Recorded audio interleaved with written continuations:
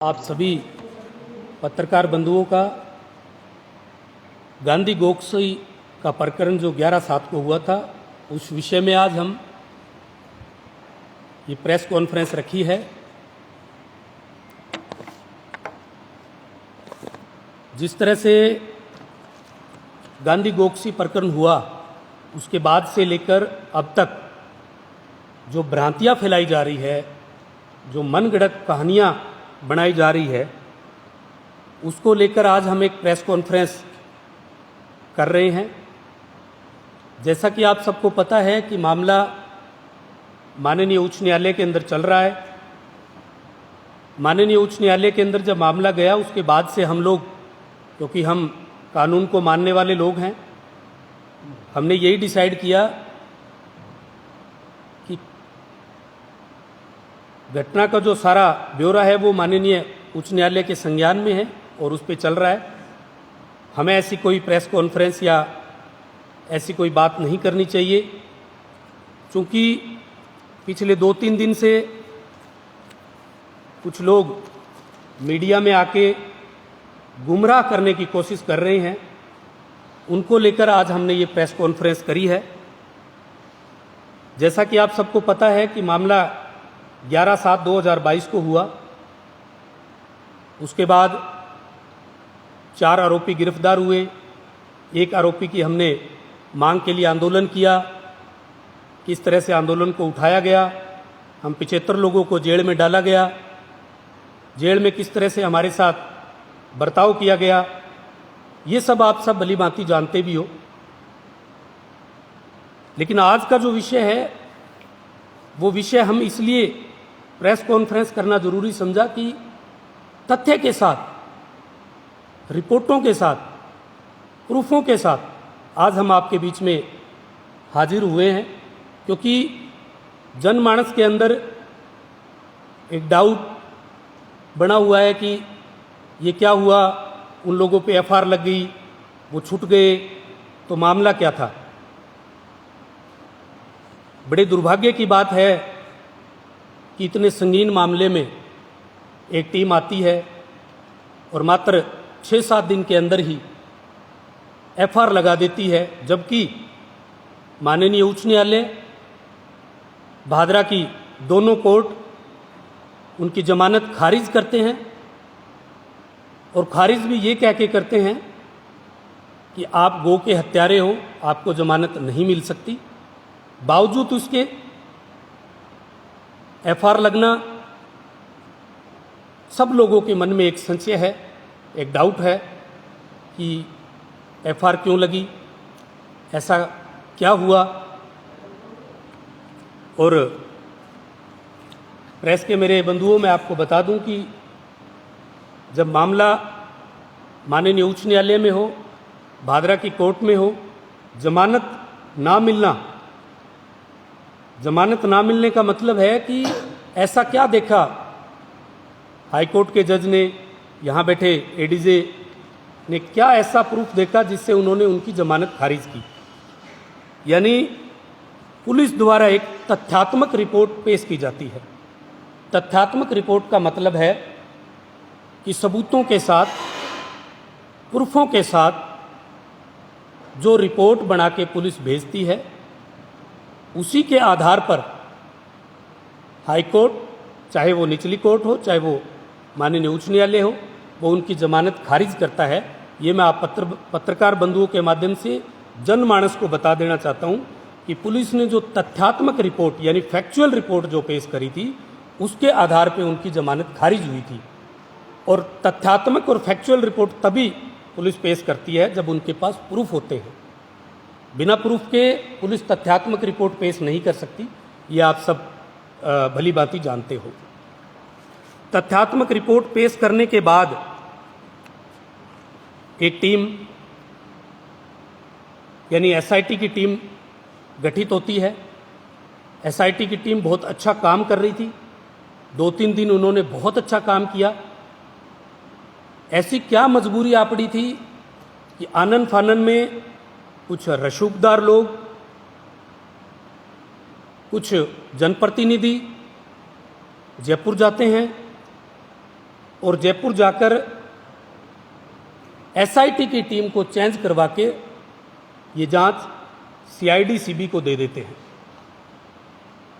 CID CB की team आती है, वो अपनी जांच करती है, लेकिन जिस तरह से वो जांच कर रही थी, उनका जो रवैया था वो हमें डाउटफुल था, क्योंकि हमने पहले भी 2 बार 3 बार बयान दिए, वो पुलिस में भी दिए हैं, थाने में भी दिए हैं, हमने एसआईटी की टीम को भी दिए हैं, लेकिन सीआईडी सीबी जिस तरह से हमारी रिपोर्ट बना रही थी, हमें संशय था, डाउट था कि कहीं ना कोई गड़बड़ है। जब हम थाने में बयान दे रहे थे तो बहुत से रसूखदार लोग थाने में बैठे रहते थे, तब भी हमें डाउट हुआ कि कुछ न कुछ गड़बड़ है।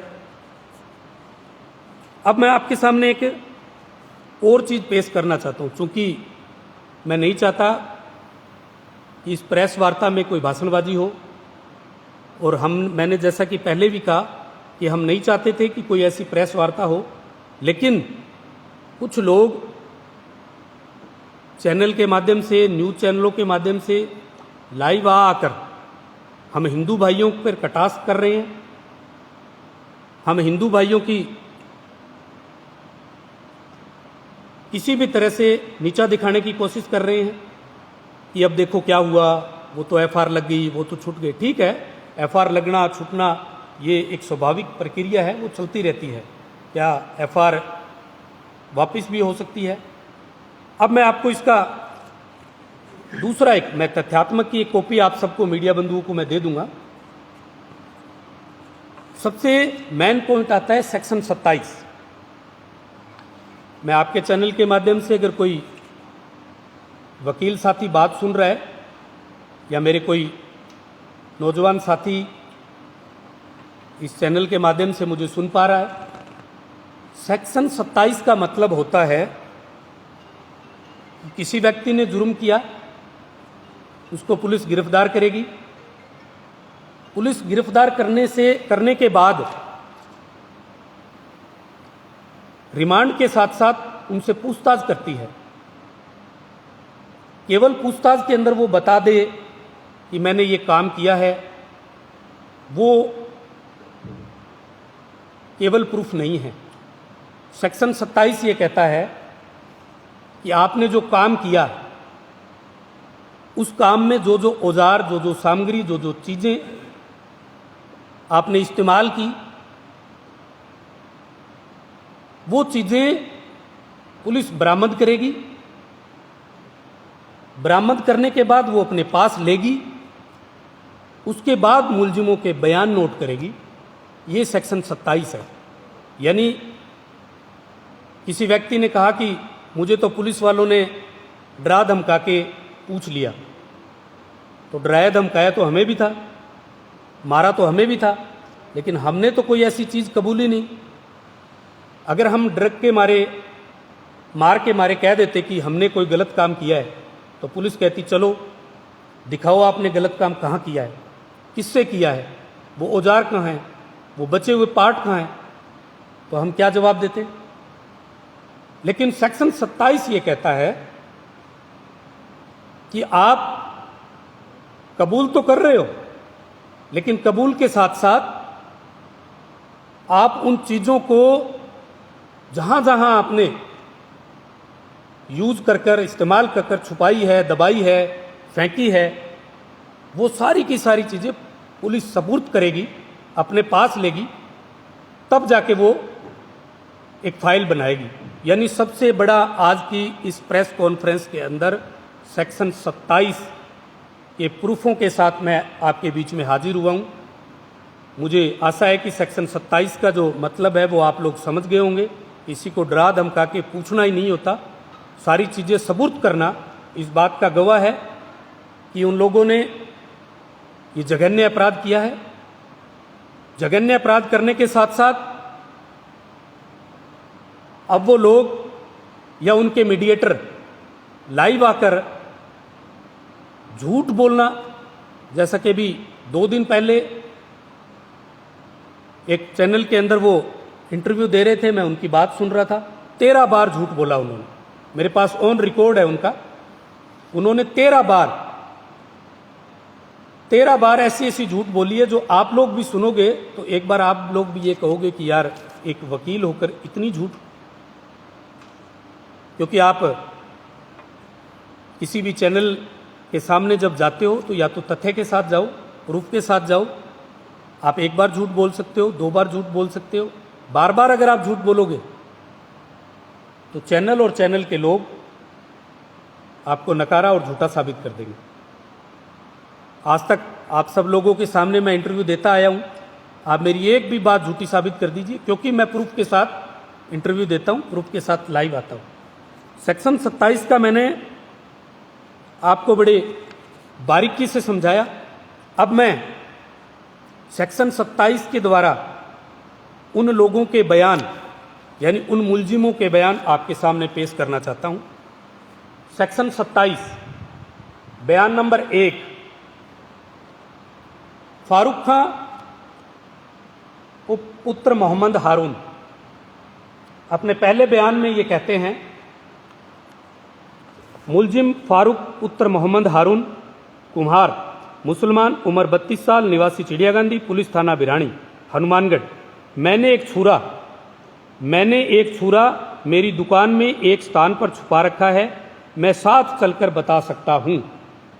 ये पहला बयान है फारूक खां का। सेक्शन 27 के तहत ये बयान है, जिसकी कॉपी मैं आपको दे दूंगा। सेक्शन 27 के तहत उसका दूसरा बयान है, मोहम्मद हारून कुम्हार, मुसलमान, 32 साल, निवासी चिड़ियागांधी, पुलिस थाना बिरानी ने, ये वो सेम बयान है 1 नंबर का जो मैंने आपको बताया। नंबर 2 बयान, अभियुक्त फारूक पुत्र मोहम्मद हारून कुम्हार, मुसलमान, उम्र 32 साल, निवासी चिड़ियागांधी, पूर्वी मुखी दुकान के सेटर के पास पहुंचकर दुकान के सेटर के पास समय के द्वारा रखी गई एक सीमेंट पट्टी के नीचे छुपाकर रखी चाबी निकालकर दुकान के लगे सेटर का ताला खोलकर दुकान में प्रवेश कर दुकान के आगे एक कट्टा जिसके पीछे छुपाकर रखे हुए एक लोहे का छुरा व एक लकड़ी का गुटका निकालकर बताया कि मैंने दिनांक 11/7/2022 को सुबह के करीबन 4 बजे इसी छुरा से गाय की एक बच्ची को काटा है। मैं रिपीट कर रहा हूं, गाय की एक बच्ची को काटा है। वह इस लकड़ी के टुकड़े पर मांस के छोटे छोटे टुकड़े किए थे। इस पर पुलिस अभिरक्षक अभियुक्त फारूक के द्वारा एक लोहे का छुरा व एक लकड़ी का गुटका पर वक्त प्रयोग में लिए गए औजारों को पेश कर हमने कब्जे में लिया है। लुइया और लोहे का छुरा, छुरे की लंबाई, फन की लंबाई 25 सेंटीमीटर, कुल लंबाई 42 सेंटीमीटर, हत्थे की लंबाई 13 सेंटीमीटर, हत्थे के दोनों तरफ लकड़ी कसी हुई है जिसमें 3 स्क्रू लगे हुए, फन धारदार है। उसको मुलजिम फारूक घटना के पश्चात पानी से अच्छी तरह धोकर यह छुपाना बताया गया है। हलिया लकड़ी का गुटका गोल आकार में लकड़ी की पेड़ी का है। गुटके की ऊंचाई 12 सेंटीमीटर है, चौड़ाई 27 सेंटीमीटर है, जिस पर मांस कटा हुआ है प्रतीत हो रहा है। अभियुक्त ने यह जानकारी बताई है और पानी से धोकर इसको छुपाया बताया गया है। बयान नंबर 2, उसी मुलजिम फारूक पुत्र मोहम्मद हारून का बयान नंबर 3 अलग अलग स्टेटमेंट दे रहा है, एक स्टेटमेंट नहीं है।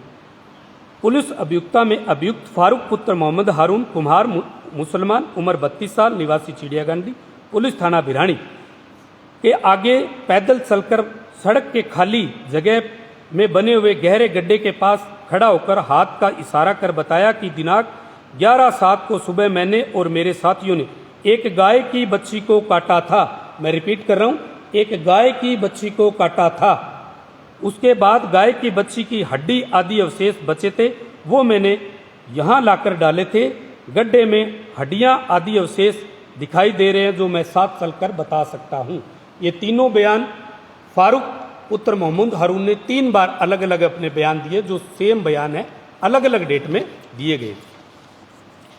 आमीन पुत्र रहमत खां जो दूसरा मुलजिम है, मुलजिम आमीन खां पुत्र रहमत खां कुमार, मुसलमान, उम्र 52 साल, निवासी गांधी बड़ी, पुलिस थाना बिरानी ने अपनी स्वेच्छा से ये इत्तला दी है कि मैंने एक दरात मैंने एक दरात गांव चिड़ियागंदी के एक गली में पड़े ईंटों के ढेर में छुपा कर रखा हुआ है, मैं साथ जाकर बता सकता हूं। ये आमिन का बयान है। आमिन का बयान नंबर 2।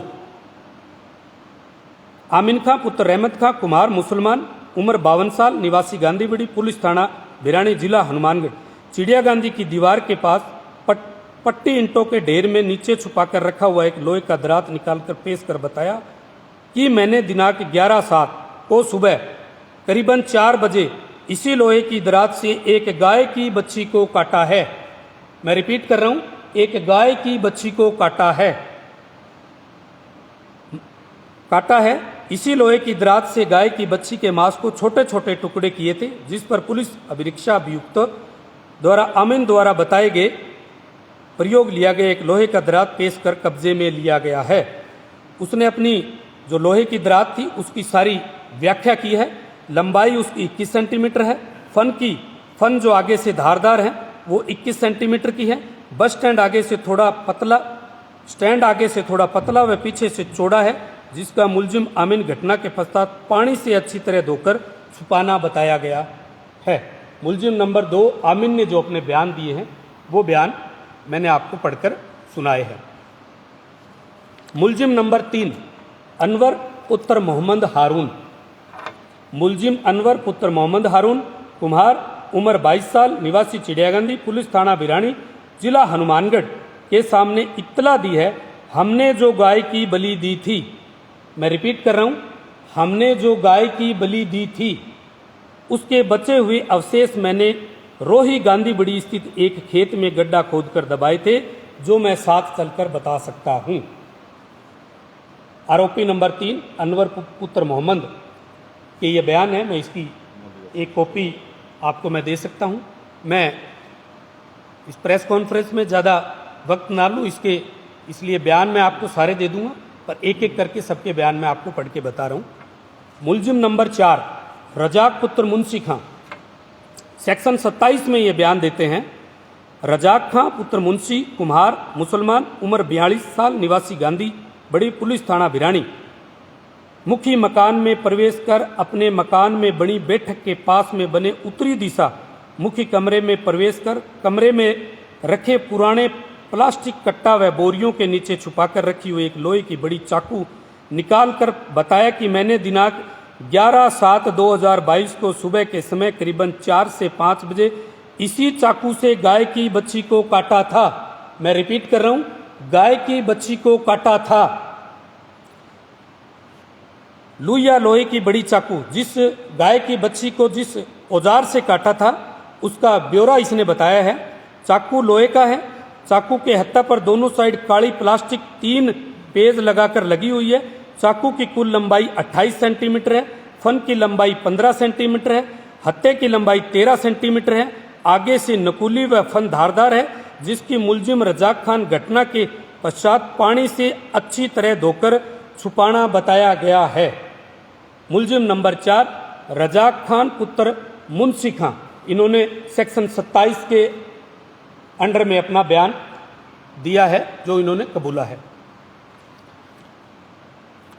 मुलजिम नंबर 5 फारूक पुत्र मकबूल खां, सेक्शन 27 के अधिनियम बयान देते हैं कि फारूक खान पुत्र मकबूल खां, कुम्हार, मुसलमान, उम्र 22 साल, निवासी चिड़ियागंदी, पुलिस थाना में बयान देते हैं। मुख्य कमरा के प्रवेश कर कमरे में रखे एक कार्टून के पीछे छुपाकर रखी हुई एक लोहे की छुरी निकालकर पेश कर बताया कि मैंने दिनांक 11/7/2022 को सुबह करीब 4 बजे इसी छुरी से गाय की बच्ची को काटा था।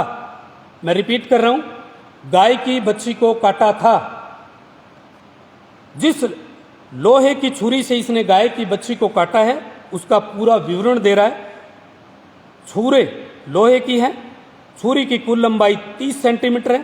फन की लंबाई 20 सेंटीमीटर है।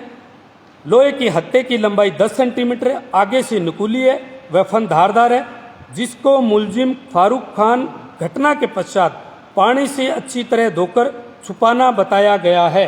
ये मुलजिम नंबर 5 फारूक पुत्र मकबूल खां के बयान है, जो सेक्शन 37 में है। मैं आपको इसकी प्रत्येक कॉपी, इसके जितने भी बयान है जिस जिस डेट को है, मैं सारी आप पत्रकार साथियों को दे दूंगा। और पत्रकार साथियों, बड़े दुख के साथ कहना पड़ता है कि जिन लोगों ने घटना करी उन लोगों को कुछ रसूखदार लोग बचाने की कोशिश कर रहे हैं, छिपाने की कोशिश कर रहे हैं। घटना इतनी निंदनीय होने के बाद भी आप लोग जिस तरह का माहौल क्रिएट कर रहे हैं, जिस तरह का, आज मुझे पता है कि मनी, फेम और पावर तीनों चीज़ें आपके पास है। पैसा आपके पास है, पावर आपके पास है, सत्ता आपके पास है। इसका मतलब ये नहीं कि आप घिनौने करते करते रहोगे और हम लोग चुप बैठे रहेंगे। आप लोगों ने जिस तरह का घिनौना करते करने के बाद जिस तरह से आप रोज झूठ बोल रहे हो, कहीं ना कहीं हम ये सोच रहे थे चलो मामला हाई कोर्ट के अंदर है, जो भी उच्च न्यायालय फैसला करेगा हमें मान्य होगा। लेकिन आप तो हर वक्त हिंदुओं को नीचा दिखाने में लग गए। आप हर वक्त फेसबुक पे, सोशल मीडिया पे किस तरह से हमारे हिंदू भाइयों के साथ गाली गलौज कर रहे हो। हम ये कतई बर्दाश्त नहीं करेंगे, क्योंकि देखिए जिस दिन ये घटना हुई थी उस दिन से लेकर आज तक मैंने इस काम के अलावा किसी चीज़ पर ध्यान नहीं दिया है, क्योंकि फर्स्ट डे से कहता आ रहा हूं कि हमें राजनीति नहीं करनी इस मामले में। राजनीति करने के लिए हमें मंच और माइक बहुत मिलेंगे, लेकिन दूध का दूध और पानी का पानी हम करके रहेंगे। सच्चाई छुप नहीं सकती बनावटी असूलों से, क्योंकि मामला इतना संगीन है और कुछ रसूखदार लोग इसको छुपाने में लगे हैं कि कलंक मिट जाए। अरे आपने गलत किया है, कैसे कलंक मिट जाएगा? या तो आप सामने आके स्वीकारिए ना। क्यों आप बड़े बड़े बयान 13 14 बार आपको झूठ बोलना पड़ रहा है, आप मीडिया में आके अपने आप को कन्विंस कर रहे हो? ये हम कतई बर्दाश्त नहीं करेंगे। बयान नंबर 6 जो मुलजिम सिकंदर पुत्र मकबूल खान ने दिए हैं, इसकी सेक्शन 27 के तहत मैं आपको एक कॉपी दे दूंगा, जिसने अपना जो जुर्म है वो कबूल ही किया है। कबूल ही नहीं, साथ जाकर जिस जगह पे इन्होंने ये छुपाया है वहां से बरामदगी भी करवाई है। सेक्शन 27 के तहत सिकंदर पुत्र मकबूल खां ये कहते हैं कि मेरी उम्र 30 साल, मैं निवासी चिड़ियागांधी का रहने वाला हूं। मैंने गाय के कुछ अवशेष, मैं रिपीट कर रहा हूं, मैंने गाय के कुछ अवशेष गांव कागदाना से, यानी गांधीबड़ी के आगे जो बॉर्डर है, हरियाणा का बॉर्डर कागदाना से निकलकर एक स्थान पर डाले थे, जो मैं साथ चलकर बता सकता हूं। यानी जो सिकंदर पुत्र मकबूल है वो, और एक इससे पहले जो बयान और देता है, हमारी गाय माता के अवशेष 2 जगह छुपाना बताया गया है, एक गांधीबड़ी की रोही में और एक कागदाना से निकलने के बाद एक स्थान पर छुपाए हैं, जो मैं साथ चलकर बता सकता हूं। मीडिया के मेरे मित्र साथियों, मैं पैसे से वकील तो नहीं हूं, लेकिन मैंने जिस तरह का होमवर्क किया है, और हमें किसी झूठ का सहारा लेने की जरूरत नहीं है। मैं इसके बाद के बयान भी आपके सामने रखूंगा। 6 मुलजिम, और आपको एक आश्चर्यचकित बात बताते हैं, इनके अंदर जो 2 मुलजिम हैं उनका हमने एफआईआर के अंदर नाम नहीं लिया था। हम खुद कंफ्यूज थे, हम खुद ये कंफ्यूज थे कि हमने 5 आरोपी की एफआईआर करवाई थी। 5वां जो आरोपी हम मान रहे थे मूसा, वो फरार था। 4 आरोपी पुलिस ने ऑलरेडी गिरफ्तार कर लिए। तो ये 2 कौन है, ये डाउट हमें बहुत दिन से था। हमारे पास ऐसी कोई न्यूज़ भी नहीं आई, क्योंकि हमारी आदत नहीं कि हम किसी की घर में जाके झांक के देखें कि क्या हो रहा है। हम तो सनातन धर्म को मानने वाले लोग हैं, गौ माता को मानने वाले लोग हैं, ईश्वर में आस्था रखने वाले लोग हैं। हमने कहा भगवान न्याय करेगा, गौ माता न्याय करेगी। लेकिन जब एफआईआर लगी, मामला उच्च न्यायालय में दोबारा गया तो हमें पता चला कि 2 मुलजिम और हैं। वो मुलजिम, जब इन 4 मुलजिमों का रिमांड लिया गया तब इन्होंने बताया कि हमारे साथ इस कृत्य को करने वाले और लोग हैं। और लोग हैं तो स्वाभाविक है, पुलिस ने अपनी जांच करी। पुलिस ने जब जांच करी, रिमांड लिया, तो ये 2 लोग और आए। और ये 2 लोग और आए तब हमें पता चला कि ये भी इस घिनौने अपराध में शामिल है, इस कृत्य में शामिल है। पत्रकार बंधुओं, बड़ा दुख होता है कि किस तरह से 11/7 से लेकर आज तक हम लोग न्याय के लिए गुहार लगा रहे हैं। जैसा कि आप सबको पता है कि कोई बड़ा नेता या हम में से कोई भामाशाह या पैसे वाला नहीं है। हम तो केवल घूम सकते हैं, जा सकते हैं। जैसा हम हाईकोर्ट गए, हाईकोर्ट में जाते ही जिस CID CB के जो इंचार्ज थे उनको हाईकोर्ट ने तलब किया। हाईकोर्ट ने तलब किया, पहले दिन वो आए नहीं, दूसरे दिन जब आए तो जग जाहिर है, क्योंकि अपराध हुआ है ये आप सब लोग मानते हो। FSL की रिपोर्ट पॉजिटिव आई, ये सब लोग मानते हो। FSL की रिपोर्ट पॉजिटिव आने का मतलब है कोई ना कोई तो दोषी है, लेकिन CID CB कहती है कि दोषी कोई है ही नहीं। बड़ी विडंबना की बात है कि इस राजस्थान के अंदर जिस तरह से आप कानून व्यवस्था पिछले 4 साल से देखते आ रहे हो, कानून के नाम पर जो नंगा नाच राजस्थान के अंदर खेला जा रहा है वो पिछले 4 साल से जग जाहिर है। मैं उन बातों में नहीं जाना चाहता, लेकिन ये जो काम CID CB की टीम ने किया है, और मैं आपके चैनल के माध्यम से एक चीज और बता देना चाहता हूं पत्रकार बंधुओं, किसी वक्त में इंदिरा जी ने हमारे साधुओं के ऊपर गोली चलवाई थी, तब उन साधुओं के अंदर से आवाज निकली थी कि इस कांग्रेस का सर्वनाश होगा। आज कांग्रेस का सर्वनाश हो चुका है।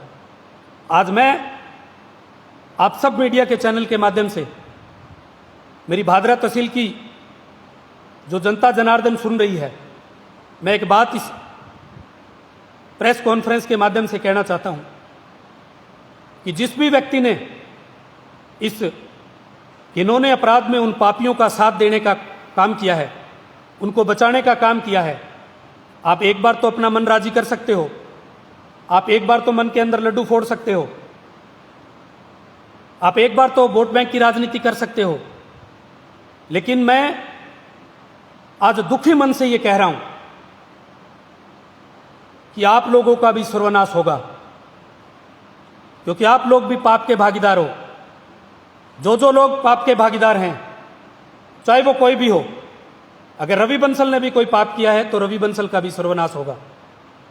अगर किसी दूसरे ने भी पाप किया है तो उसका सर्वनाश होना निश्चित है। आपके चैनल के माध्यम से ये बाइट सदा सोशल मीडिया पे रहेगी, आपके कैमरों में रहेगी, आपकी फाइल मैनेजर में रहेगी। आप नोट कर लेना मेरी बात। कुछ लोगों का तो पाप होना अभी शुरू हो गया है, लेकिन जगजाहिर होना शुरू हो जाएगा। आप एक बार तो पैसों के दम पर किसी भी सच को दबा सकते हो, लेकिन पत्रकार बंधुओं, सच के पांव नहीं होते, झूठ के पांव नहीं होते। झूठ ज्यादा लंबे वक्त तक दौड़ नहीं सकता। एक वक्त झूठ को घुटने टेकने पड़ते हैं। एक बार झूठ जमीन पर आकर रेंगने लग जाता है, और जब रेंगता है तो सच की जीत होती है। आपने बहुत से केस देखे होंगे, एक बार सच को दबा दिया जाता है। सरकार, प्रशासन, सत्ता, पैसा बहुत पावरफुल चीज होती है, लेकिन आप बहुत लंबे समय तक सच को दबा नहीं सकते। मैंने जो आपको एविडेंस दिए हैं, मैंने जो आपको प्रूफ दिए हैं, वो मैंने मेरी कलम से नहीं लिखे हैं। मैंने एक्सेल सीट में नहीं बनाए हैं, मैंने घर बैठ के नहीं बनाए हैं। ये एविडेंस हम 4 दिन 5 दिन पहले भी दे सकते थे, लेकिन हम कतई बर्दाश्त नहीं करते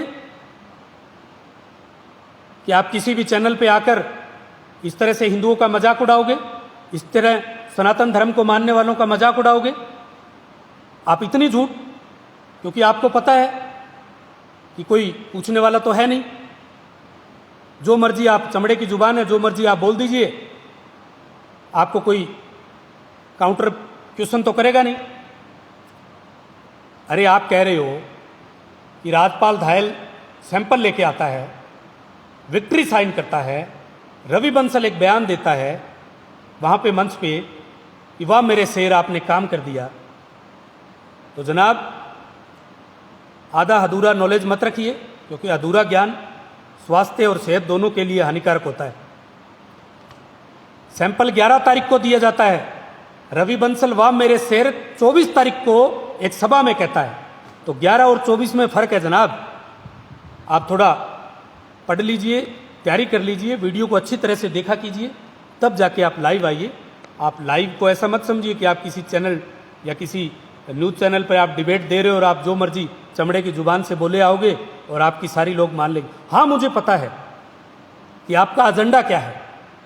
आपका एजेंडा है कि आप अरगलन बातें कर कर, ऊज फजूल की बातें कर कर 20% 10% लोगों का जो मस्तिष्क है वो चेंज कर सकते हो। यार एक अच्छा वकील है, बोलता भी अच्छा है, उम्रदराज भी है, तो क्या पता सच हो जाए। लेकिन आपने उस इंटरव्यू में जितनी बातें बोली वो सारी की सारी झूठे हैं। मैं इसके बाद भी अगर मुझे जरूरत पड़ेगी, जिस चैनल पे आपने इंटरव्यू दिया था, मैं उस चैनल पे जाके आपकी सारी बातें झूठी साबित करूंगा, क्योंकि मेरे पास प्रूफ है। आप सब अभी मेरे साथी राजपाल को सुनेंगे, क्योंकि जिस तरह से राजपाल पे अटैक किया जा रहा है, राजपाल के बाद मैं मेरी 2 मिनट की बात रखकर आपको प्रूफ देकर आज की इस डिबेट का, आज की इस प्रेस कॉन्फ्रेंस का समापन करेंगे। प्लीज राजपाल धायल। अच्छा रवि जी, एक सवाल था। जी जी। आपने 5 आरोपियों के अलग अलग बयान बताए पढ़कर, 6 उनमें एक चीज कॉमन आ रही है, सबके पास छुरे हैं, उनका साइज अलग है। तो क्या 5-6 छुरे यहाँ यूज किए गए थे उस बच्ची को काटने के लिए? आपको एक बात बता दूं अनिल जी, कि किसी भी इतनी बड़ी यानी गाय माता हमारी अगर 2.5 से 3 साल 3.5 साल की अगर गाय माता है, तो एक छुरे से या एक हथियार से आप इतना जल्दी इतने बड़े चीज़ को एक साथ नहीं समेट सकते। छोटा बकरा या छोटा कोई मुर्गा या कोई और कोई अगर पशु है तो आप उसको एक व्यक्ति 2 व्यक्ति कर सकते हो, लेकिन आपको गाय माता के लिए या इतने बड़े कोई भी जानवर, कोई भी पशु, कोई भी इतनी बड़ी चीज़ है तो आपको अलग अलग छुरे और उसको अलग अलग करना, छोटे छोटे पार्टों में करना, उसके लिए स्वाभाविक है कि सबके हाथों में, और स्वाभाविक है वो वहाँ जहाँ जिस जगह पे काटी गई थी वहाँ पे पहले ये अपना व्यवसाय भी चला रहे हैं, तो हथियार होना स्वाभाविक है। अच्छा, आप जो बयान बता रहे थे क्या वो ऑथेंटिक है? एकदम प्रूफ के साथ दिए हमने, ऑथेंटिक है तभी तो, नहीं तो मैं कह तो रहा हूँ, नहीं तो हम क्यों लाइव आते। सेक्शन 37 के तहत ऑथेंटिक जो है वही हमने पेश किया है। कोर्ट से ली हुई है, ये कोर्ट सर्टिफाइड कॉपी है ये, और ये अलग अलग बयानों की ये। अच्छा देखिए, आज हाईकोर्ट क्यों एडिशनल साहब जो हैं, जो CID CB के हैं, उनको क्यों तलब करेंगे? जब हाईकोर्ट ने ये सारी चीज़ पढ़ी है तभी तो तलब किया है। ये हम लोगों के दिमाग में जो एक वहम बड़ा हुआ था, या ये लोग जो वहम डाल रहे थे कि हमने कुछ किया नहीं, वो वहम निकालने के लिए आज हमें प्रेस कॉन्फ्रेंस इन सबूतों के साथ करनी पड़ी। आगे आपका क्या कदम होगा? आगे तो 13 तारीख को हाईकोर्ट ने उनको बुला रखा है।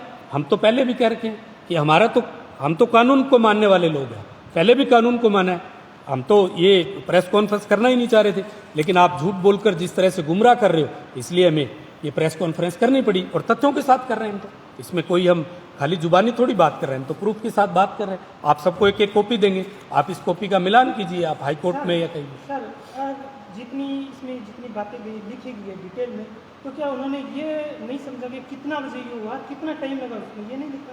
नहीं नहीं, सारी चीज़ लिखी हुई है, मैं आपको कॉपी दे दूंगा, आप पढ़ लेना आराम से। आप भी बता दीजिए। नहीं नहीं, इसमें देखिए क्या होता है, अलग अलग बयान पहले सुनिए। सवाल सुन लीजिए। जैसे कि इसमें सूर्य से लेकर पूरे धोने तक का इसमें आप जिक्र कर रहे हैं, तो इसमें हो सकता है टाइम भी तो होता होगा, कितना बजे?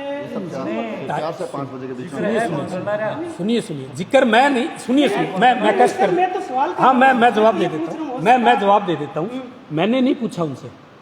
अरे सर, सुनिए मैं आपकी बात का जवाब, प्लीज भी इसमें लिखा है या नहीं? प्लीज तो नहीं लिखा। सुनिए, इसमें समय नहीं लिखा हो, मुझे कितना समय लगा। इसने लिखा है हमने 4 से 5 बजे के करीब जो गाय की बच्ची को काटा है, उसमें यूज किए हुए हथियार उन्होंने लिखे हैं। आप उसके अंदर एक टाइमिंग नहीं लिखी, बरामद की है ये। आप इसमें टाइमिंग नहीं आपका कोई भी घटना। सर एक सवाल जी, हमारा है, जिस तरीके से एफआईआर पेश की गई थी उस एफआईआर में एक 6 नंबर कुछ पॉइंट था, उस पॉइंट में लिखा हुआ था कि चंपा देवी और रमेश फोगला की जो सामने का मुस्लिम पक्ष है उनके साथ बनती ही नहीं थी। और ऐसे में जब उदयपुर की घटना हुई थी उसके 10 दिन बाद रमेश फोगला नामक किसी व्यक्ति ने उनके खिलाफ कोई शिकायत भी दी थी और पुलिस ने उनको पाबंद किया था। उसके बाद चंपा देवी ने उनके समझौता कराया था, ऐसा कुछ उसमें सर पॉइंट है। देखिए मैं आपको क्लियर कर देता हूँ आपके चैनल के माध्यम से।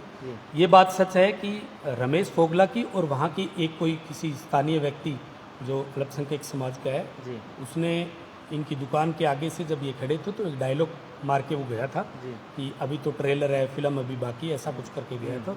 तो स्वाभाविक था आमजन में जो भय का माहौल उदयपुर की घटना के बाद था, तो उसका स्वाभाविक था कि पुलिस के अंदर इतला करना। अगर आप मान लो पुलिस के अंदर इंफॉर्मेशन पुलिस को नहीं दोगे और कल को ऐसी उदयपुर वाली घटना और घटित हो जाती है, तो हम लोग अगर कोई आवाज़ उठाने वाले होते तो वो कहते कि अगर इतनी बड़ी बात थी तो पुलिस को इनको सूचना देनी चाहिए थी।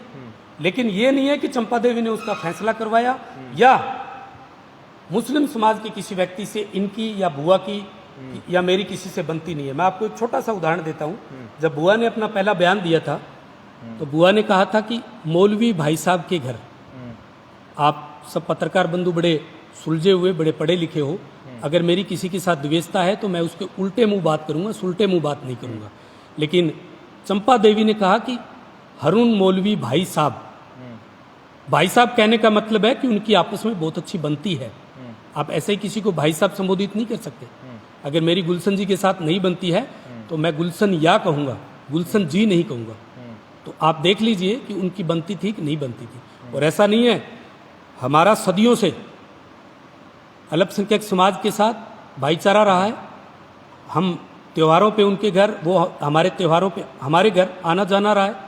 हमने इस घटना के बाद भी, मेरे आप सुन लीजिए, जब आंदोलन हुआ तब मेरी आप स्पीच सुन लीजिए, मैंने साफ तौर पर यह कहा था कि हमारी किसी भी समुदाय के साथ, किसी भी ऐसे व्यक्ति के साथ दुश्मनी नहीं है। हमारी उन 5-6 व्यक्तियों के साथ जो इन्होंने घिनौना काम किया है, बल्कि हम नहीं, आपका समाज जाकर उनको दोषी या उनको सजा दे दीजिए। आप सब लोग यहाँ हमारे पास धरने पर आकर बैठ दीजिए। ये मैं बार बार कहता हूँ, हमारी किसी के साथ व्यवस्था नहीं है। हम किसी के साथ जातिवाद या इस तरह की बातें नहीं करते हैं। मेरे दादा के टाइम का हमारे साथ इन लोगों के घरों में आना जाना रहा है। बहुत अच्छे हमारे रिश्ते रहे हैं। ये लोग हमारी ज़मीन बातें हैं, हम इनकी बातें हैं। मैंने कहा ना, ईद पे हम जाते हैं और होली दिवाली पे ये आते हैं। तो हमारा तो भाईचारा था, लेकिन भाईचारा खराब करने का काम किसने किया? हमने तो बल्कि उसके बाद भी ये कहा है कि आप इस मंच के माध्यम से मैं आपको कह रहा हूँ कि आप हमारे इस धरने पे बाकी सब लोग आ जाइए, आप सजा दीजिए, हम कोई सजा नहीं देंगे। इससे ज़्यादा क्या हो सकता है गुलशन जी? जी राजपाल जी। हाँ सर, सबसे पहले पत्रकार बंधुओं को राम राम। ऐसा है, हर बार जब भी कोई डिबेट देता है, चाहे वो कोई भी हो, सबसे पहले आता है प्राइवेट आदमी। वो प्राइवेट आदमी मैं बता देता हूँ, मैं खुद राजपाल दयाल हूँ। एक ही बात सामने आती है कि जो प्राइवेट सैंपल कहाँ से लेकर आया, वही पॉजिटिव क्यों आया। तो सबसे पहले मैं आपको बता दूं, एक पॉजिटिव नहीं हुआ है, 7 अभी बाकी हैं जो अनिर्णित हैं। और जो मैं लेके आया, ये बोलते हैं बाहर से लेके आया, कभी बोलते हैं मुसलमानों के घर से लेके आया। पहले ये खुद बोल रहे थे कि ये आमिन के घर के से लेके आए, उसकी तो आपस में बहुत अच्छी दोस्ती है, उन्होंने ऐसे ही दे दिया। अब अभी भाई साहब ने बोला कि उनके घर तो मौलवी साहब का लड़का वो देखे ही नहीं आया। तो ये साबिरा मैडम है जिनके घर से मैं लेके आया, मुश्ताक की वाइफ, जिनके हाथ से मैंने लिया। उनके खुद के बयान हैं, मैंने फ़ोन पे उनसे बातें करवाई है, उनके पति ने बात करके मेरे को सौंपा है, सर्टिफाइड कॉपी है कोर्ट की। दूसरा मुश्ताक का बयान है, उन्होंने खुद अपनी जुबान से बताया है कि राजपाल ने मेरे पास 8:29 पे कॉल किया, 8:31 पर मेरी वाइफ से मेरी बात हुई और सैंपल मैंने देने के लिए बोला, राजपाल को मेरी वाइफ ने सैंपल दिया, मैं लेके आ गया। और दूसरा है, जब ये दोबारा SIT ये जो आती है CBI CD, उसमें जो बयान देते हैं, महाजन है जो बड़े वकील साहब, उन्होंने उनके बयान चेंज करवाए हैं। वो हाई कोर्ट में उनको पता चलेगा कि बयान क्या होते हैं और पहले क्या बोलते हैं, बाद में बोलने का नतीजा क्या होता है। बाद में सर क्या बयान दिया? उन्होंने बाद में बयान दिया कि खुद मैंने दिया है राजपाल को। और अदरीस वकील जो अभी परसों आ रहा था, डिबेट दिया था, उसमें बोला था कि उसके घर तो मौलवी का लड़का आया ही नहीं है। जब उनके घर मौलवी का लड़का ही नहीं आया है तो उस लड़के ने मेरे को कैसे दे दिया? तो सारा प्रूफ भी है, वीडियो रिकॉर्डिंग है। और उसके पास में CCTV का जिक्र, बिल्कुल CCTV कैमरे के अंदर सब कैमरे के अंदर मौलवी का लड़का देते हुए जाता है। बाइक के ऊपर कुछ बाइक पास में खड़ा है, उस पर एक लड़का बैठा है जो बाइक चला रहा है, वो लड़का देता है। उस टाइम हम साइड में खड़े रहते हैं। जो है वो लड़का वापस निकलता है, मैं घर में जाता हूँ। वाकायदा लड़के जो लड़का है मुश्ताक, उससे फ़ोन पे बातें करते हुए जाता हूँ। जाते ही उसकी बीवी से बात करवाता हूँ। उसको स्पष्ट तौर पे कहता हूँ मैं मुश्ताक को कि हमें शक है कि ये जो हारून मौलवी का लड़का अनवर है जो तेरे घर अभी मीट दे रहा है, वो गाय का है, हो सकता है, तो हम उसकी जांच करवाना चाहते हैं। पहले वो मना करता है, उसके बाद वो इस बात पे सहमत होता है। मैं ये बोलता हूँ कि अगर तुमने नहीं दिया, ये सैंपल हमें अलग से मिला, और जब अगर गाय का निकला तो आप भी गुनाहगार होंगे।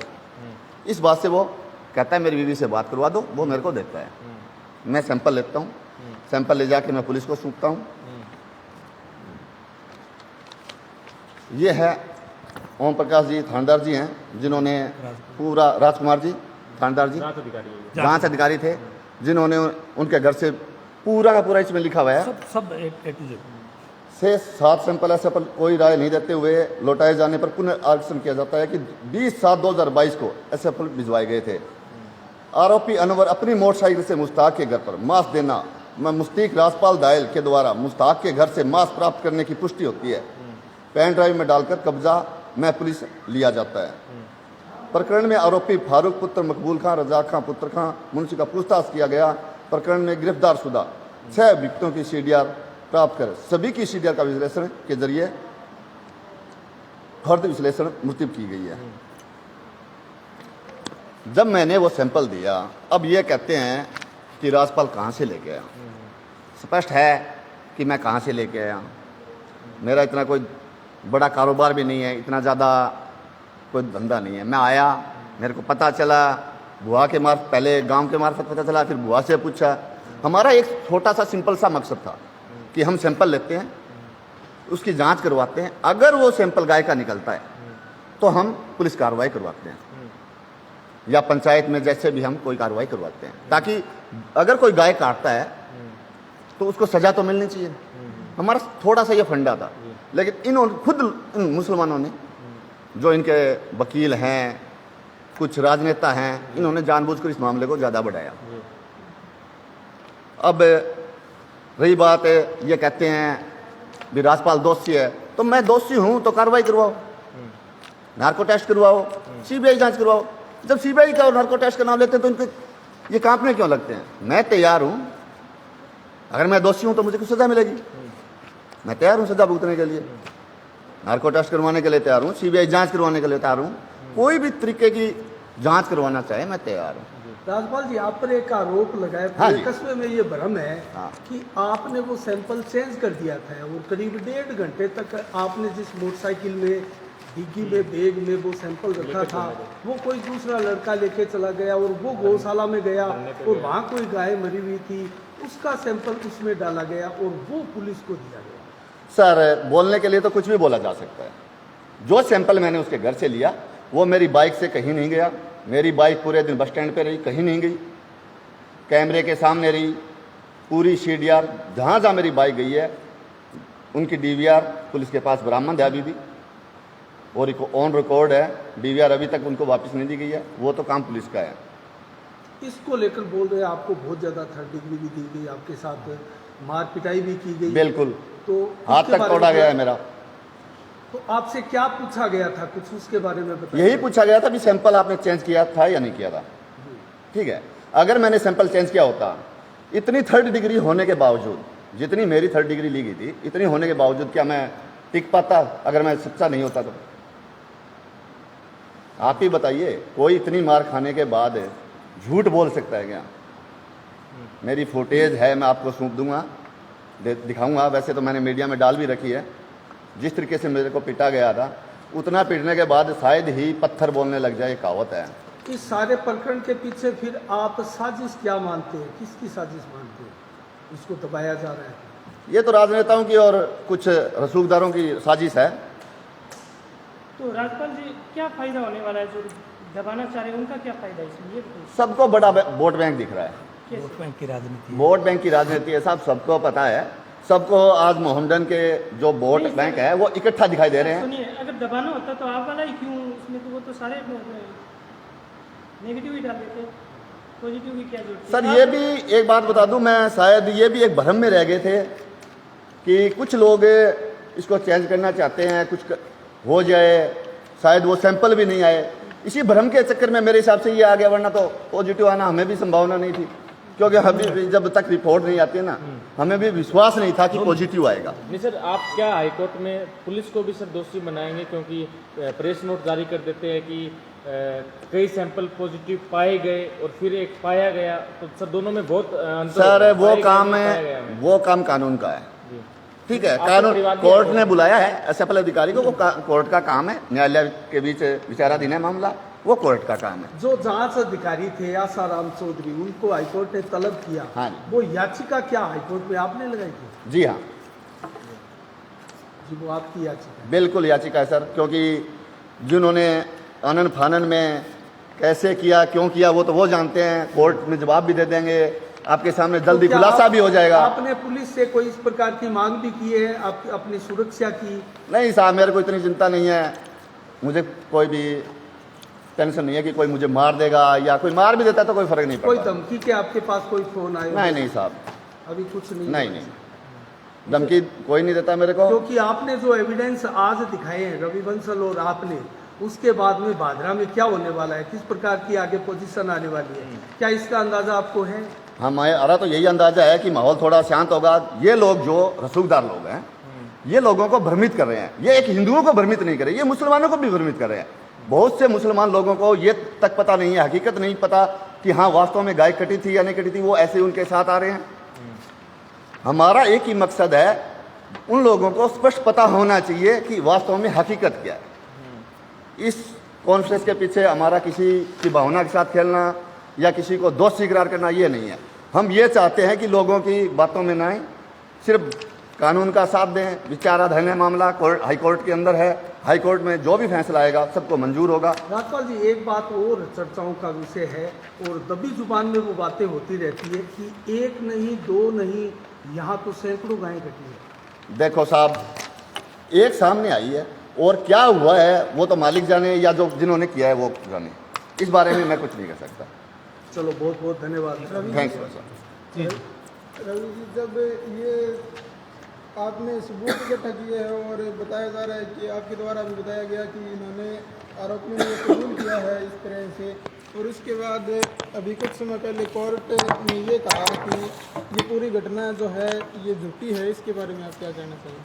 नहीं, मैंने मेरे फर्स्ट परवीन भाई, मैंने बताया ना कि सारी चीज़ें पेश कर, आज यही तो एक सबसे बड़ा सवाल पैदा हो रहा है कि जब हाई कोर्ट और निचली अदालत ये कहती है कि आपको जमानत नहीं मिल सकती क्योंकि आप गो के हत्यारे हो। और बड़ी एक विचित्र बात है कि दो बेटों का एक पिता चला जाता है और उसके बावजूद उन दोनों की एप्लीकेशन लगाई जाती है कोर्ट में और वो भी खारिज कर दी जाती है। तो आप सोचिए कि जो एफआर लगाई है उस व्यक्ति ने जरा सा भी ये नहीं सोचा कि आप इतने आनन फानन में एफआर लगाने की क्या जरूरत पड़ी आपको। नंबर 2 बात, जैसा कल मेरे बार बार मैं जिन वकील साहब का जिक्र कर रहा हूं, उन्होंने कहा कि हमने बेल लगाई और एप्लीकेशन वापस ले ली क्योंकि हमें पता चला कि एफआर लगने वाली है। तो क्या आपकी पहले सेटिंग हो चुकी थी? बड़ा ये मेरा, मैं रिपीट कर रहा हूं, ये मेरा सवाल पत्रकार बंधुओं, कि उनका एक वकील साहिब कहता है कि हमने एप्लीकेशन लगाई जमानत याचिका की, हमने एप्लीकेशन वापस ले ली, वापस अंतरिम लगाई थी सर। अंतरिम लगाई थी, वो इसलिए ले ली कि हमें लगा कि एफआर लगने वाली है। मैं आप लोगों के माध्यम से पूछना चाहता हूं कि कानून या जज की कुर्सी पर वो वकील बैठे हैं या वो जो डिबेट कर रहा है वो व्यक्ति बैठा है, उनको कैसे पता चला कि एफआर लगनी है? इसका मतलब तो सेटिंग हो चुकी थी पहले। नहीं सर, ऐसा भी सुनने में है कि जो परिवादी थे या जो जस्मदीद गवाह जो चंपा देवी थी, उनको इतला नहीं किया गया एफआर पेश करने से पहले। नहीं, उनको क्या, नहीं किसी को भी नहीं। गुलशन जी, जिस तरह से वो हमसे बयान ले रहे थे ना, हमने जब मेरे बयान हुए, जब मेरे साथियों के बयान हुए, हमें 6-6, 7-7 घंटा बैठाए रखा। हमें उनकी बातों से लग रहा था, क्लियर कट था, हमें उनकी बातों से इसलिए लग रहा था कि जैसे मुझे उन्होंने एक सवाल पूछा कि रवि जी क्या 5 लोग गाय को काट सकते हैं? मैंने कहा साहब 5 लोग तो ऊंट को काट दे, वो तो गाय है। जैसे मेरे साथी रमेश फोगला को कहा कि तुम ये बोल देना बयान में कि मेरी माँ की तो आदत है इधर उधर की बातें करने की, हमने तभी जज कर लिया था। लेकिन हम ईश्वर को मानने वाले लोग हैं, हमने कहा चलो जो भी होगा हम एंड तक जाएंगे, इस केस में जो भी हो जाए न्यायालय जो फैसला करेगा वो सर्वमान्य होगा। हम ऐसे किसी को छोड़ने वाले नहीं है, क्योंकि ये लड़ाई झूठ और सच की लड़ाई है। इस लड़ाई के अंदर आज हमारी सारी चीज लगी हुई है कि भैया गाय काट दी, एफआर भी लगा दी, आप लोग हम पर टोन भी कस रहे हो, आप हिंदुओं को कहीं ना कहीं नीचा दिखाने की भी कोशिश कर रहे हो। तो जनाब सारी चीजें तो नहीं चलेगी ना। इसलिए वकील साहब का ये कहना कि हमने एप्लीकेशन वापस ले ली थी क्योंकि हमें पता चल गया था कि एफआर लगनी है, बहुत बड़ी बात है। क्योंकि सेटिंग करने तो ये एसआईटी की टीम के साथ मोती प्लेस भी गए थे। लेकिन मैं धन्यवाद देता हूं उस बहादुर पुलिस वाले का जिन्होंने ये कहकर इनको वापस कर दिया कि आप अपना काम कीजिए, हमें अपना काम करने दीजिए। तब इनको लगा कि भैया दाल गलने वाली नहीं है। आनन फानन में जयपुर चले गए, जयपुर जाके इन्होंने CIDCB की एक जांच गठित करवा के ये उस अधिकारी को लेके आते हैं, और उन अधिकारियों के तो आप YouTube पर जाकर वीडियो देख सकते हैं कि किस तरह के वो फैसले सही करते हैं या गलत करते हैं। मैंने कहा ना, अगर उन्होंने गलत किया है तो ईश्वर उन्हें भी माफ़ नहीं करेगा, गौ माता उन्हें भी माफ़ नहीं करेगी। ये हम अंदर से हमारी जो बद्दुआएं हैं वो निकल रही है, क्योंकि इन मामलों के अंदर आपको कहीं ना कहीं, हाँ कोर्ट नहीं, न्यायालय नहीं, हम लोग नहीं, तो ईश्वर दोषी मानेगा। रवि जी, सवाल कई है, धीरे धीरे से जवाब देना है। मामले की जांच होगी तो आज एक कॉन्फ्रेंस को क्या मतलब रहेगी, क्योंकि जांच हो चुकी है और क्लीन चिट मिल चुकी है, फिर दोबारा थे बयान पड़े हो तो हम कथे के तथ्य रखने लग जाते हैं। देखिए साहब, जांच अधूरी है, अधूरी जांच को हम पूरा कराने के लिए माननीय उच्च न्यायालय तक भागते गए। उन्होंने जो जांच करी है उसको हम सत्य कैसे मान ले? सेक्शन 27 क्या कहता है उसको पढ़ लीजिए। पुलिस ने अपना काम बखूबी किया, अच्छा किया। एकदम से CIDCB आके कहती है कि नहीं जी, जो पुलिस ने काम किया वो गलत किया। यानी आपस में पुलिस का ही टकराव तो है। उच्च न्यायालय जब तक हमारी सूचना है, हमारे सूचना आई है, मैं वकील साहब को एक इंटरव्यू लिए मैं दौरान कही गई है कि उच्च न्यायालय में वहाँ आपकी कोई रखी को नहीं बात, वह तो सिर्फ केस ने बुढ़ान खातर गया है। उच्च न्यायालय के अंदर वहीं कोई वकील को नहीं भी है, मामले की CBI जांच हो या कुछ और हो है। दूसरी बात यह है कि थे बार बार CBI जांच की मांग कर रहे हो। अब आरोप यह है कि CBI जांच की मांग की खारिज हो चुकी है, तो बीजेपी सरकार के मौके की सरकार केंद्र में है, वो गृह मंत्री अमित शाह जी है, वहाँ कोई वर्तमान जो सांसद है मैंने लिखित में दे दिए भी मामले की CBI जांच को नहीं, तो ठीक के आधार पर CBI जांच कर रहे हो? सर मैं आपकी दोनों बातों का जवाब दे रहा हूँ। मैंने, आपने पहले कहा कि वो कोर्ट में गए उन्होंने कोई मांग नहीं की, तो हाईकोर्ट ने आसाराम जी को तलब क्यों किया अगर हम कोई मांग ही नहीं करते तो? मेरी बात से सहमत हो? नंबर 2 बात आपने कही कि सीबीआई की जांच माननीय राहुल जी कसवा ने करी और अमित शाह जी का एक लेटर आया खारिज कर दी। मैं फिर कह रहा हूं उन्होंने 13 बार झूठ बोला है, या फिर अगर उन्होंने झूठ नहीं बोला तो कल एक प्रेस कॉन्फ्रेंस कर लीजिए, आप ही उसके अंदर न्यूज़ वाले होंगे। मैं उस 13 की 13 की बात को खारिज करता हूं, क्योंकि राहुल कसवा जी ने केवल लोकसभा के अंदर क्वेश्चन लगाया था, पर्सन उठाया था। उन्होंने अमित शाह जी को सीबीआई की कोई बात ही नहीं करी, उन्होंने कोई लेटर ही नहीं दिया। क्योंकि इसीलिए तो मैं कह रहा हूं कि आप तथ्य पे बात कीजिए बात जनाब। तथ्य की आवे तो यह भी है कि राहुल कसवा सांसद है जगह पहली बार उठाई कि जो सैंपल जो पॉजिटिव आए वो प्राइवेट सैंपल है, तो वांगी भी वाहवाही हो रही है कि बात ने क्लियर कर दी कि भी आएंगे पीछे षड्यंत्र के आएंगे पीछे रचना के। साहब मैं आपको बता देता हूं, मैं पहले दिन एक इंटरव्यू में भी आपको यही सेम क्वेश्चन शायद किसी पत्रकार बंधु को दिया था। उनकी इस जवाब को तोड़ मरोड़ने की बजाय आप समझिए कि उन्होंने क्या कहा। उन्होंने सीधा सीधा पुलिस की जो मंशा थी उसके ऊपर सवालिया निशान पैदा किया है कि राजस्थान की जो पुलिस है वो किस तरह से काम कर रही है, कि जो वहाँ का जो घरों में बांटे गए वहाँ से जो सैंपल लिए गए वो तो पॉजिटिव आते हैं, और पुलिस कहीं ना कहीं नकारा साबित होती है, कहाँ से सैंपल लेती है जो नेगेटिव साबित होती है। आप इसको अदरवाइज मत लीजिए, आप उसको दूसरे वे में मत जाइए, क्योंकि ये लोग जो घुमा रहे हैं वो दूसरे एंगल से देख रहे हैं इसको। उन्होंने जो बात लोकसभा में कही वो अपने आधार पे कही, तथ्यों के आधार पे कही, वो सही तो बोल रहे हैं। आप जिस तरह से मैं बोल रहा हूँ उस एंगल से बोलिए ना।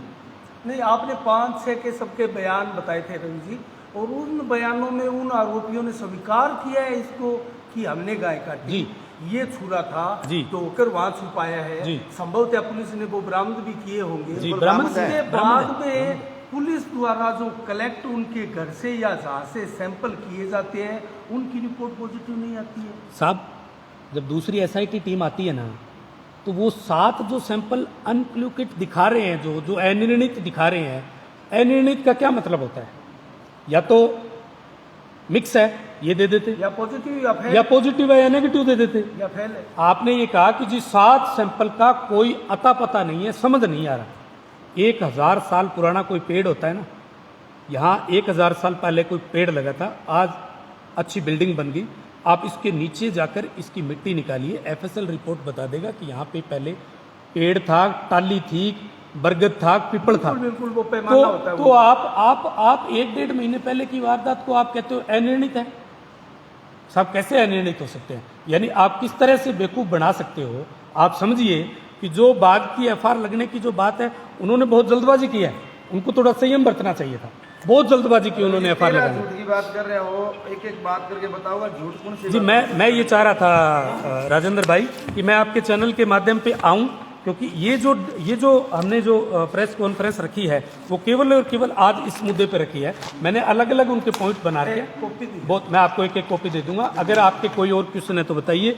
बाकी मैं आपके, हाँ एक चीज़ और मैं आपके सामने, ये पुलिस ने गाय का सिर माना है, ये मैं आपको बाद में अभी बताना भूल गया।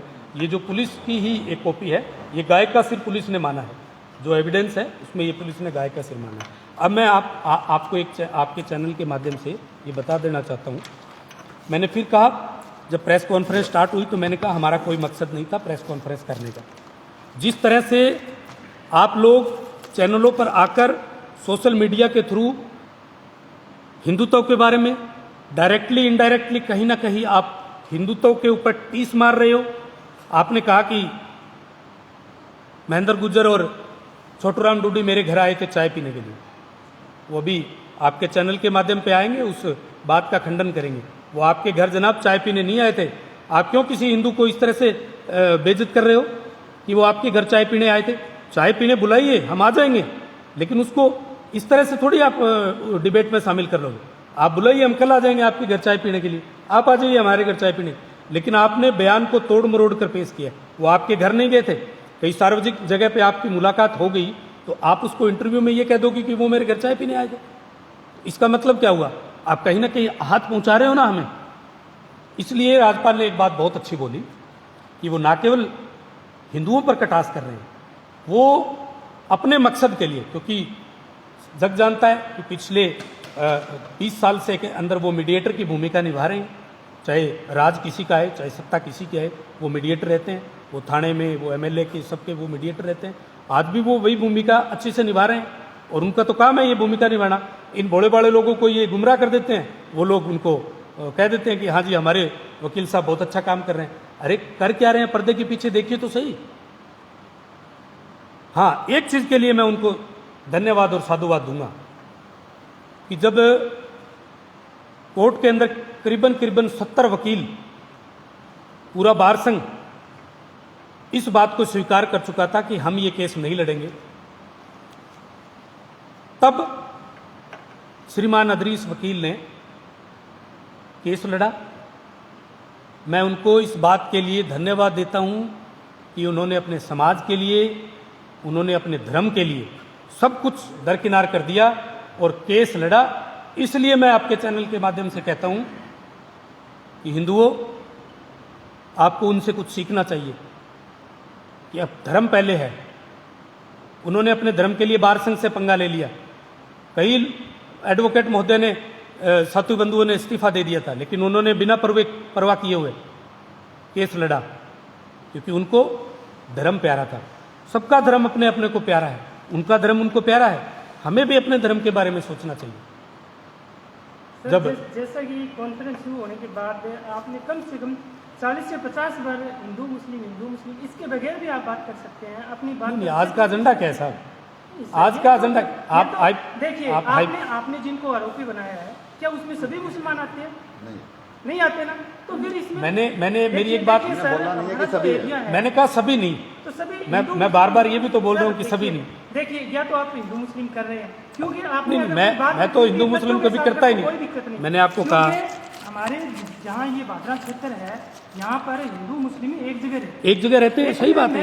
हाँ, सब रहते हैं, लेकिन आपने बार बार बादरा में नहीं, हम तो गांव में भी एक साथ रहते हैं। सर, ये जो हम हमारे चैनल के माध्यम से यही कहना चाहेंगे, जितने भी साथी देख रहे हैं, तो हम यही चाहेंगे। अच्छा, मैं आपके चैनल के माध्यम से, मैं आपके चैनल के, सुनिए, उनका जिक्र करिए सर। आपका कोई क्वेश्चन है तो आप बता सकते हैं। जी, क्वेश्चन मेरे अपने बीच में छोड़ दिए। मैंने कहा 13 झूठ आप बार मैं आपको समय दूंगा। इस 13 के ऊपर हम एक लाइव, आप चाहे मेरे से कल टाइम ले लीजिए। ये प्रेस कॉन्फ्रेंस हमने केवल और केवल आज सबूतों के साथ पेश करी थी। आप इन 13 के ऊपर मुझे जब भी कहोगे, आज के बाद, कल, परसों, जब भी, मैं आपको समय दूंगा और उन 13 की 13 बातों को आपको प्रूफ के साथ झूठ उनका पर्दाफाश करूंगा। और मैं आपके चैनल के माध्यम से सबसे ये भी कहना चाहता हूँ कि शांति बनाए रखें, शांति बनाए रखें, शांति बनाए रखें। जो चीज़ हैं, जो फैक्ट हैं, उसको स्वीकार कीजिए।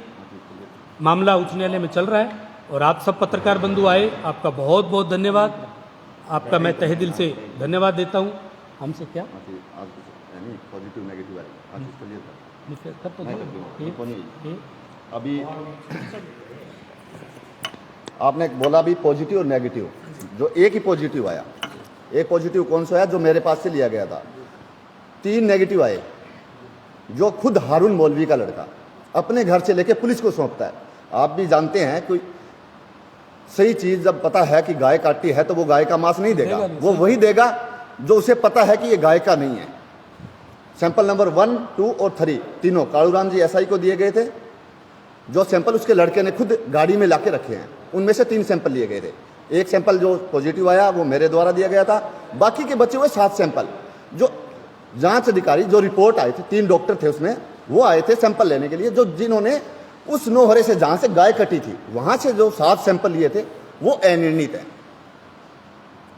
जहां संभावना बनती है कि ये पॉजिटिव आएंगे, उनका अभी तक फैसला बाकी है। सिर्फ जहां संभावना नहीं थी वही पॉजिटिव, वही भेजे गए, उनकी रिपोर्ट आई है, क्योंकि जो खुद उन्होंने दिया है। मतलब राजपाल जी धरकेण को मतलब ये है कि मामलो अभी जांच में है। बिल्कुल जांच में है साहब, बिल्कुल जांच में है।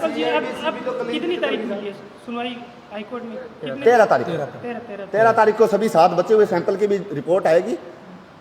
कोई लिखित में है कि भी सैंपल दोबारा जांच होगी? बिल्कुल होगी सर, हाईकोर्ट ने तलब किया है, हाईकोर्ट ने बोला है, हाईकोर्ट ने स्पष्ट बोला है। केस ओपन हो गया क्या? या नहीं, देखो ये जांच चल रही है, हाईकोर्ट का मामला है, हमने रिट लगाई थी, उस रिट के आधार पर सभी अधिकारियों को बुलाया गया, हमें भी तलब किया गया, वहाँ जो भी होगा वो हाई कोर्ट करेगी। मतलब आपको वो जो है जो जितनी भी जानकारियाँ उपलब्ध करवाई है वो आपको उपलब्ध करवाएंगे भी ये मामले में। पूरी वो तो जग जाहिर होगी, वो तो जग जाहिर है, जग जाहिर हमें होगी। स्पेशल थोड़ी बुलाएंगे अच्छा वो तो जग जाहिर है। नहीं, कोर्ट देखना चाहता है इस मामले में भी क्या कुछ इसकी सच्चाई है। बिल्कुल बिल्कुल कोर्ट इसकी कोर्ट तह तक जाना चाहता है। कोर्ट इसकी तह। असली तो उसके सामने आप लाना सबका चाहता है। बहुत बहुत धन्यवाद।